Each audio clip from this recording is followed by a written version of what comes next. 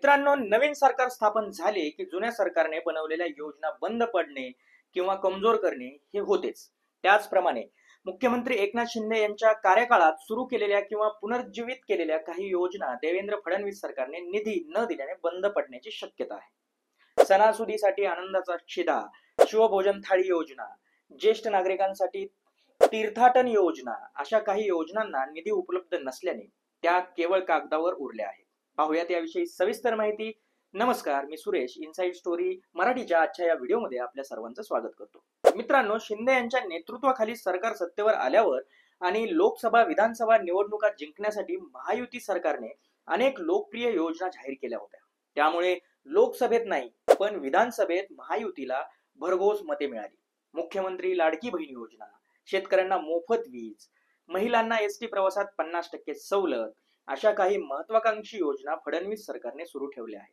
पण निवडणूक काळात मतांवर डोळा ठेवून जाहीर केलेल्या योजनांमुळे राज्याच्या आर्थिक तिजोरीवर मोठा ताण पडला आहे. त्यामुळे टप्प्याटप्प्याने काही योजना कागदावर सुरू ठेवून पुरेसा निधी न देता बंद करण्याचे धोरण सरकारने स्वीकारल्याचे सूत्रांनी सांगितले. दरवर्षी शिवजयंती, गुढीपाडवा, गणेशोत्सव, दसरा, दिवाळी अशा 4-5 सणांसाठी शिंदे यांच्या कार्यकाळात आनंदाचा शिधा देण्यात येत होता.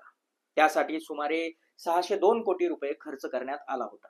यंदा मात्र गुढीपाडवा काही दिवसांवर आला असतानाही आनंदाचा शिधा योजनेसाठी निधीचा निर्णय घेण्यात आला नाही. अर्थमंत्र्यांचे भाषण व तरतुदींमध्येही त्याचा उल्लेख नाही.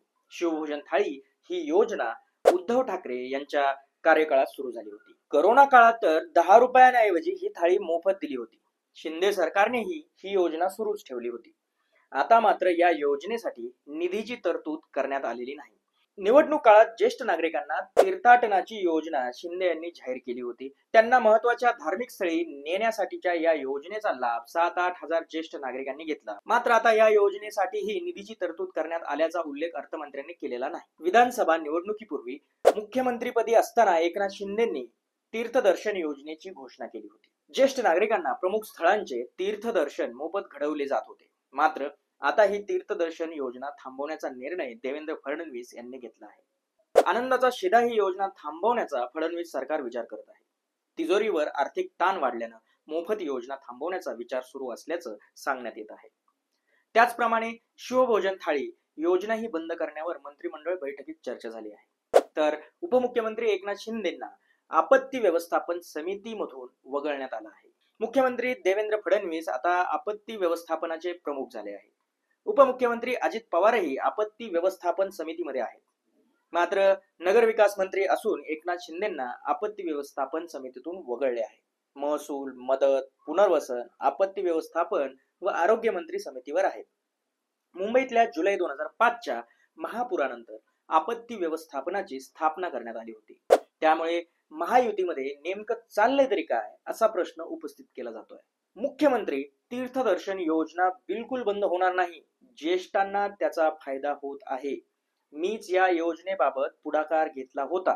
मुख्यमंत्री असताना एकनाथ शिंदेंनी सुरू केलेली कुठलीही योजना बंद होणार नाही असं मंत्री आणि शिंदे गटाचे आमदार प्रताप सरनाईक म्हणाले. तसेच आपत्ती व्यवस्थापनाच्या समितीत काय झालं हे माहित नाही असंही प्रताप सरनाईक यांनी सांगितलं. तर कुठे गैरव्यवहार होत असतील, कोणतीही भोजनाची थाळी न देता अनुदान काढले जात असतील, तिथं हा प्रश्न आहे. योजना बंद केल्या जाणार असं मला वाटत नाही. या योजनेसाठी 126 कोटी दरवर्षी खर्च होतात. ही योजना बंद करून मोठं काय होणार असं काही नाही.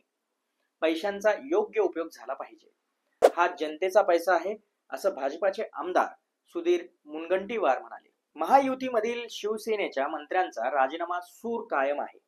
उद्योग मंत्री उदय सामंत यांना स्वतःच्याच उद्योग खात्यातील प्रधान सचिव आणि सीईओ यांच्याजवळ नाराजी व्यक्त करत पत्र लिहिले. महाराष्ट्र औद्योगिक विकास महामंडळात तसेच उद्योग विभागाची काही महत्वाचे धोरणात्मक निर्णय परस्पर प्रशासकीय पातळीवर घेत असल्याबाबत नाराजी पत्रात व्यक्त केली आहे. धोरणात्मक निर्णय म्हणजे कामकाजाबाबत आणि कामकाजाविषयी सचिव उद्योग तसेच मुख्याधिकारी, कार्यकारी अधिकारी यांनी नियमित ब्रीफिंग करावी, याची दक्षता घ्यावी असा सज्जड दम देखील पत्राद्वारे भरला आहे. या आणि अशाच माहितीसाठी पाहत राहा इनसाइड स्टोरी मराठी. नमस्कार.